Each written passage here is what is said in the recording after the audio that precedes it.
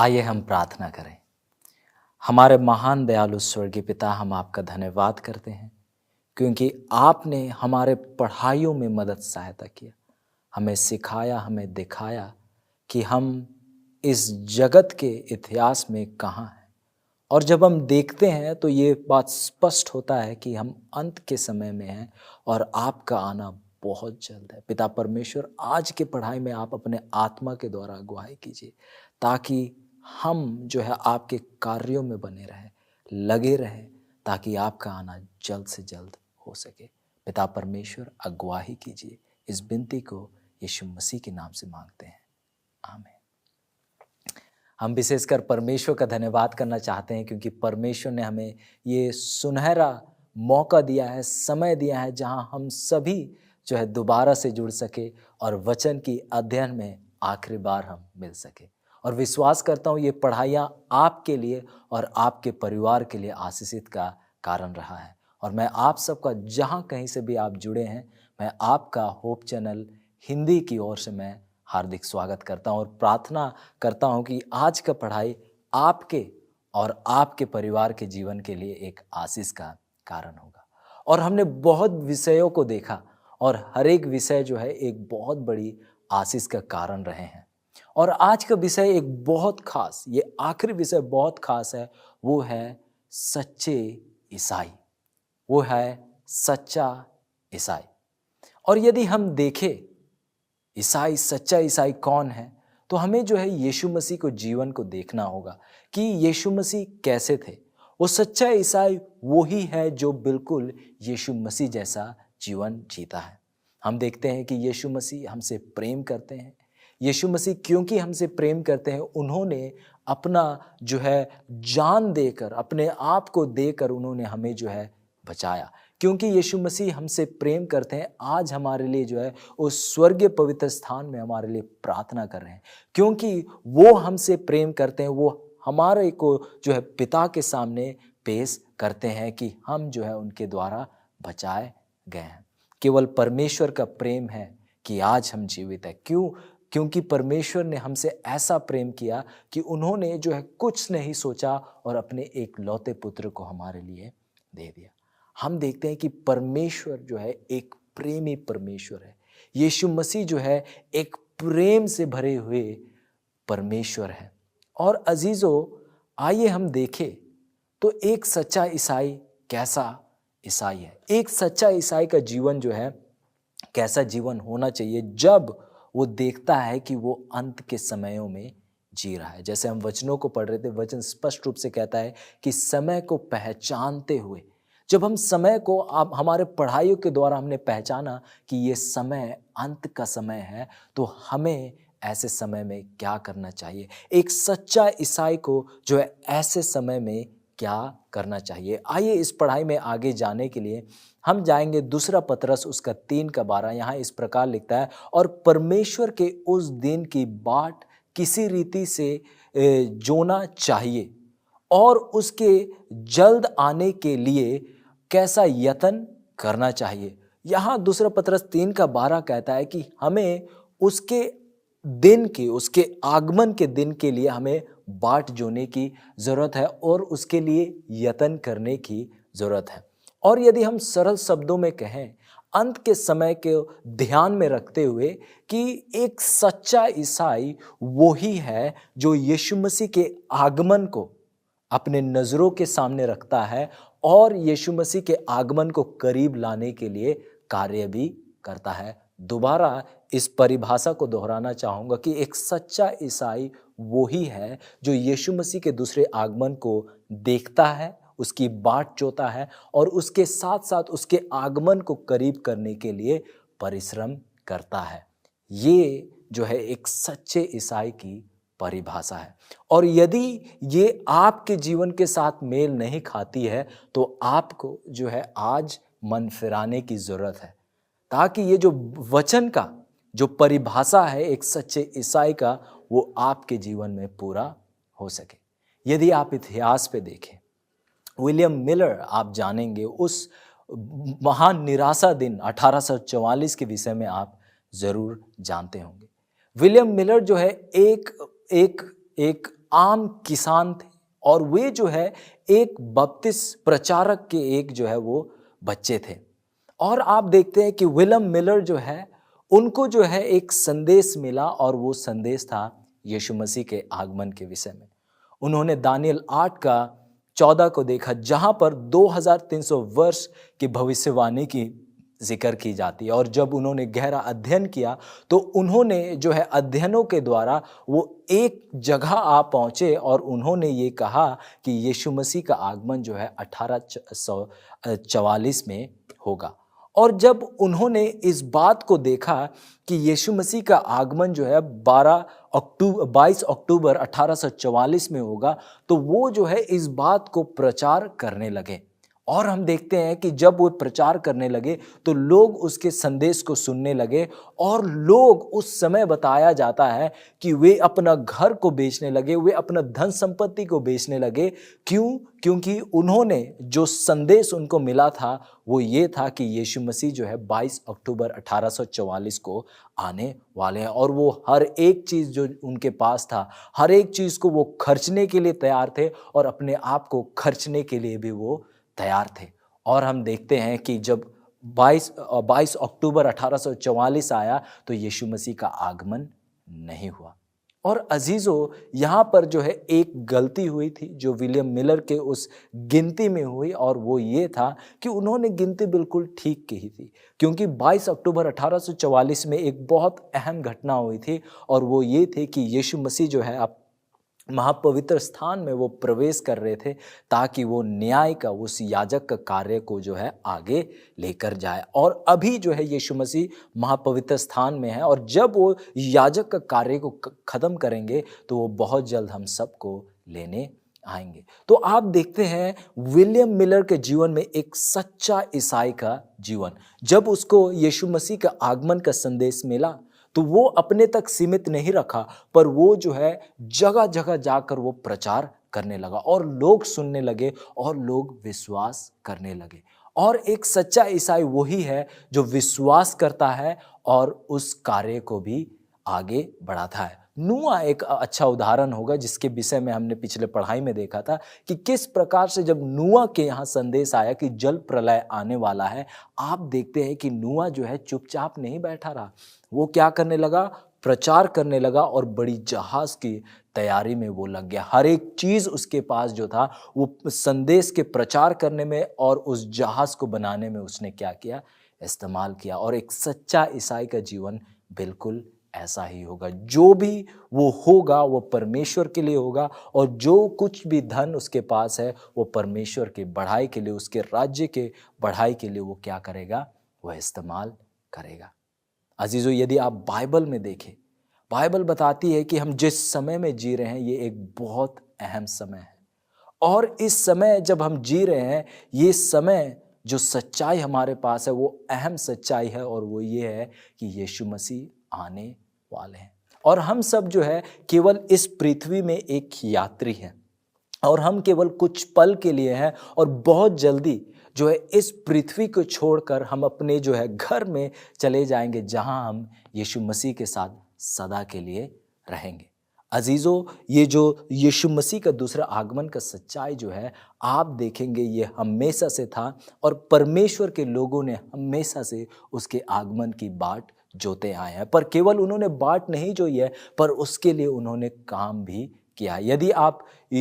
यदि आप हनूक के बारे में देखें, हनूक के बारे में देखें और यहूदा उसका 1:14 में देखें, यहाँ इस प्रकार लिखता है, और हनूक ने भी जो आदम से 7वां पीढ़ी में था, इनके विषय में यह भविष्यवाणी की कि देखो प्रभु अपने लाखों पवित्रों के साथ आया।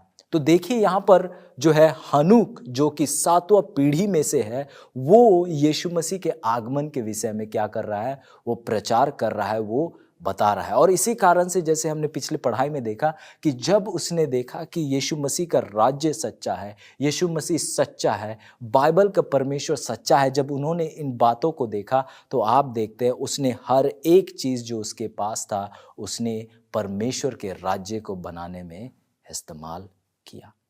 ये सच्चा ईसाई है।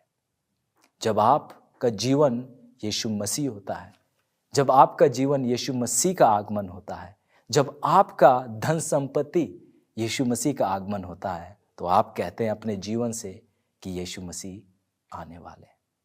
और ये जीवन को जीना बहुत ज़्यादा ज़रूरी है, क्योंकि मैं इस पृथ्वी पर नहीं रहना चाहता हूँ। मैं घर जाना चाहता हूँ जहाँ पर यीशु मसीह है।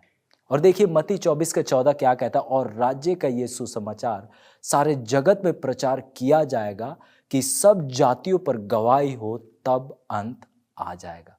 और अजीजों, यदि आज आप दुनिया की जनसंख्या को देखें और जितने लोग यीशु मसीह के बारे में जानते हैं उस जनसंख्या को देखें, तो केवल वो कुछ प्रतिशत ही है।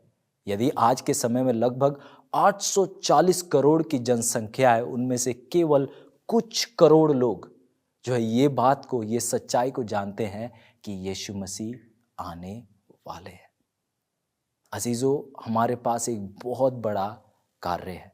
यदि आप यीशु मसीह के जीवन को देखें, सच्चा ईसाई जीवन जो है, यदि आप देखना चाहते हैं, आप यीशु मसीह को जीवन को देखिए। आइए हम यूहन्ना 9:4 देखते हैं। यहाँ इस प्रकार लिखता है, जिसने मुझे भेजा है, हमें उसके काम दिन ही दिन में करना अवश्य है। वह रात आने वाली है जिसमें कोई काम नहीं कर सकता। यीशु मसीह देखिए किस प्रकार से एक सच्चा ईसाई का जीवन जी रहे हैं। वो समय का व्यर्थ नहीं करना चाहते, वो समय को अपने मनोरंजन में इस्तेमाल नहीं करना चाहते, पर हर एक समय का वो इस्तेमाल किसके लिए करना चाहते हैं? जो खोए हुए हैं उनको बचाने के लिए, जो लोग अंधकार में हैं उनको रोशनी में लाने के लिए वो क्या करना चाहते हैं?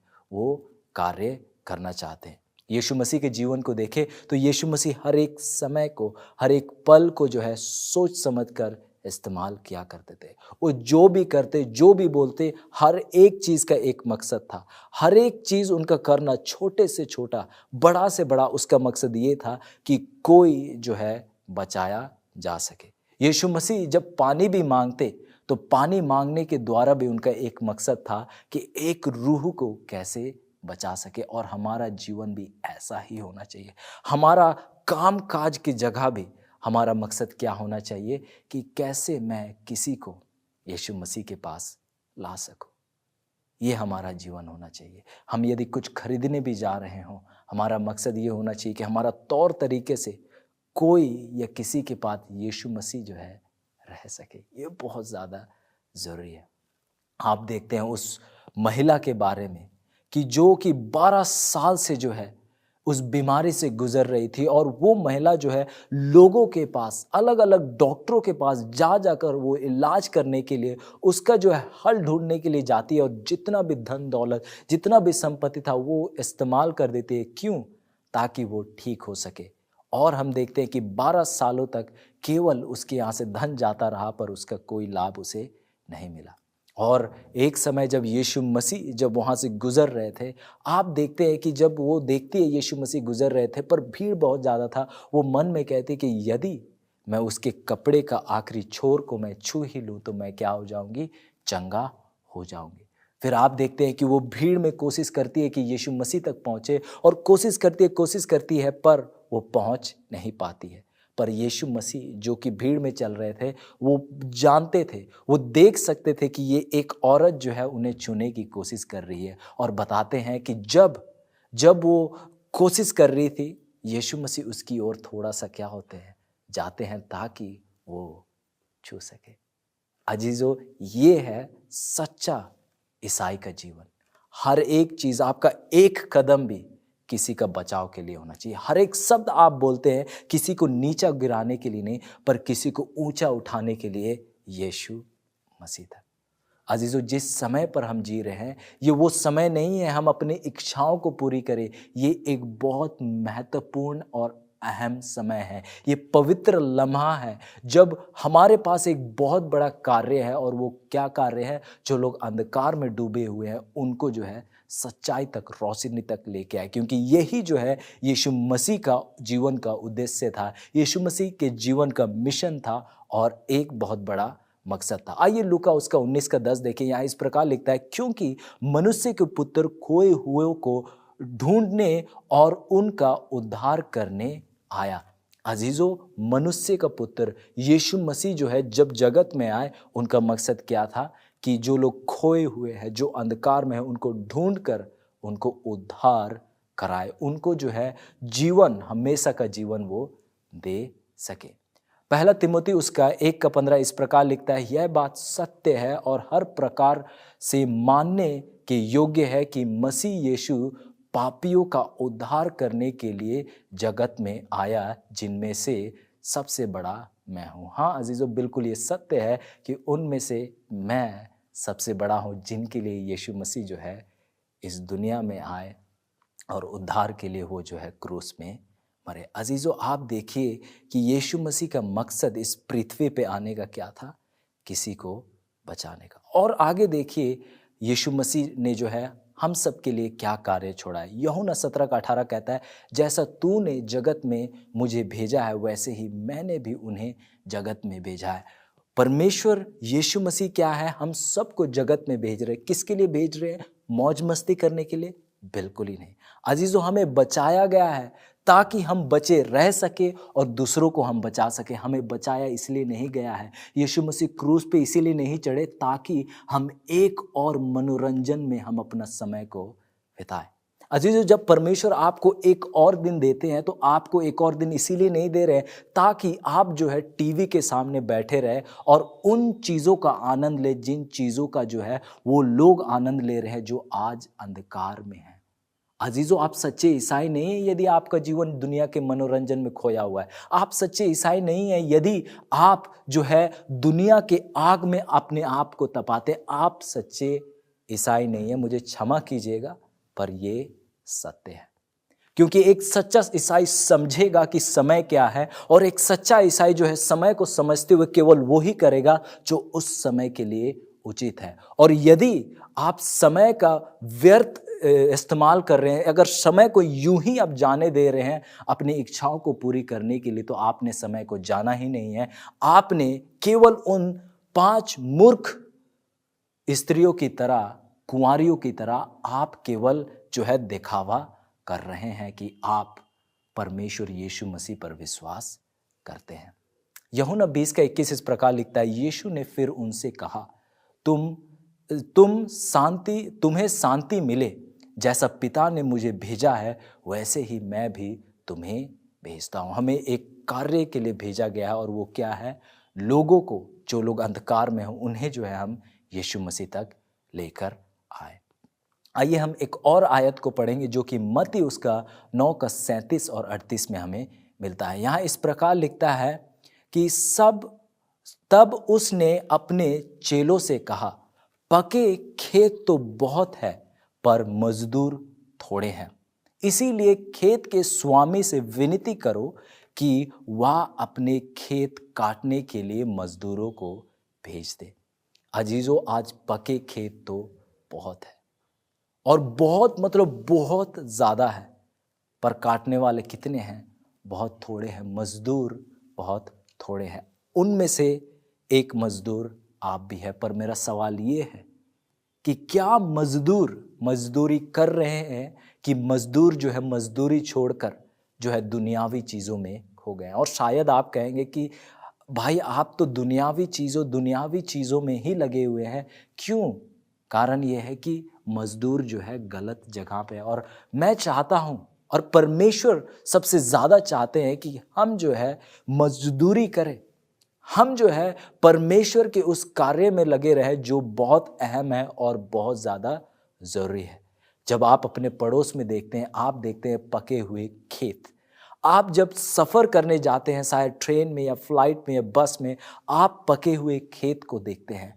आप जब यूं ही जब टहलने को जाते हैं शहरों में या पार्क में या गार्डन में, आप वहाँ पके खेतों को देखते हैं। अजीज़ों, पके खेत बहुत है पर मजदूर क्या कर रहे हैं? सवाल ये है। यदि आप मजदूरी नहीं कर रहे हैं तो आप सच्चे ईसाई नहीं है, क्योंकि सच्चे ईसाई के परिभाषा में जो है ऐसा कोई नहीं है कि जो केवल बाट जो रहा है। यीशु मसीह आ रहे हैं और आज यीशु मसीह हमें बुला रहे हैं कि हम उनके काम में, उनके आगमन को करीब करने में हम दिल जान से क्या है, हम लगे रहे। अजीजों, लोग मरते जा रहे हैं। आपको पता है जब पका होता है फसल और जब हम उसको काटने तो क्या होता है? वो फसल का नाश हो जाता है, वो बर्बाद हो जाता है। और इसी प्रकार से जब आज फसल पका है और जब हम उसके कटनी में नहीं जाते, हम मजदूरी नहीं करते हैं, तो वो फसल सब व्यर्थ हो जाएगा, सब का सब बर्बाद हो जाएगा। अजीजों, यदि आप आज मजदूरी में नहीं उठते हैं, यदि आप आज के दिन में आपको जो भी चीज़ ने, जो भी दुनियावी चीज़ ने अगर आपको जकड़ कर रखा है, यदि आप आज तो छोड़ने को तैयार नहीं होंगे, तो आप कल भी नहीं छोड़ पाएंगे। जहां आज आपको मजदूर बुलाया जा रहा है, परमेश्वर के कार्य के लिए एक दिन एक मजदूर की जरूरत पड़ेगी आपको उस अंधकार से निकालने के लिए। आज आपको निर्णय लेना है कि आप वो मजदूर बनेंगे लोगों को अंधकार से निकालने के लिए, कि आपको निकालने के लिए मजदूरों की जरूरत पड़ेगी। पर अजीजों, बेहतर ये है कि हम वो लोग हो जो लोगों को अंधकार से निकाले, पर वो हम ना बन जाए जिनको अंधकार से निकालने की जरूरत पड़ेगी। अजीजों, समय बहुत कम है और हमारे खुद के भाई बहन आज अंधकार में हैं। हमारे खुद के भाई, खुद के खून अंधकार में है। आइए समय को व्यर्थ ना करें। ये दुनिया के मनोरंजक चीजें जो है केवल आपका बर्बादी करना चाहते हैं, आपका परिवार का बर्बादी करना चाहते हैं, पर परमेश्वर जो आपको बुला रहा है वो आपको बचाना चाहता है, आपको बचाए रखना चाहता है और आपके द्वारा कई लोगों को बचाना चाहता है। जो बचाने के कार्य में होता है वो ही सच्चा ईसाई होता है। और कोई यदि इस संदेश को देख रहा है, शायद उनके स्थिति के कारण वो बाहर नहीं जा सकते हैं, तो आप नाराज मत होइए। परमेश्वर जो है आपसे चाहते हैं कि आप उनके लिए प्रार्थना कीजिए जो लोग मजदूरी करने बाहर जाते हैं। आपका प्रार्थना जो है आपके जगह पे होगा, पर उसका असर जो है कोई दूसरा जगह पे नजर आएगा। जो भी कार्य के लिए परमेश्वर ने हमें बुलाया है, जिस भी स्थिति में, आइए हम अपने पूरे दिल और मन से करें, क्योंकि यीशु मसीह आने वाले हैं और जब तक इस राज्य का सुसमाचार पूरे जगत में नहीं प्रचार होगा वो नहीं आएंगे। तो आइए हम परमेश्वर के कार्य को करें और करते रहे जब तक परमेश्वर ने हमें जो है समय और दिन वो देते हैं। आइए हम परमेश्वर का काम ईमानदारी के साथ लगातार करते चले जाए। यदि ये आप है और आप ये निर्णय लेते हैं कि मैं परमेश्वर के कार्य को करूंगा और मैं उसे करता रहूंगा जब तक परमेश्वर मुझे जीवन का दान देते हैं, यदि ये आप है तो आइए मेरे साथ प्रार्थना में जुड़िए और अपने जीवन को हम समर्पित करें कि हम सच्चे ईसाई हो सके। आइए हम प्रार्थना करें। महान दयालु स्वर्गीय पिता, हम आपका धन्यवाद करते हैं कि आपने हमारे पढ़ाइयों में अगुवाई किया और आप आने वाले हैं, हम विश्वास करते हैं। और पिता परमेश्वर, हम आपके आगमन के लिए काम करेंगे आखिरी दम तक, जब तक आप हमें जान देंगे, जब तक हमें हिम्मत और ताकत देंगे। पिता परमेश्वर, आप हमारे हाथों को थामिए और हमारी अगुवाई कीजिए और हमारे द्वारा कईयों को आप अपने तक लेकर आइए। धन्यवाद करते हैं क्योंकि आप हमारे साथ हैं और आप हमें अंत तक नहीं छोड़ेंगे। इस विनती को यीशु मसीह के नाम से मांगते हैं, आमीन।